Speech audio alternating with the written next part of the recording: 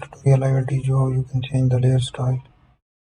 So we will unlock it first, then go to the layer, choose the layer style. We will create the stroke around the layer. So there it is, size of the stroke we have taken. We can choose the gradient for the stroke. Also we have the option here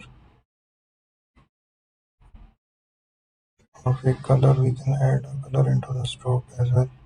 So here are the options for the color. As you have seen there, I will pick up the gradient and change the radical. Create a new layer, make it okay. So here it is. Thank you for watching our video.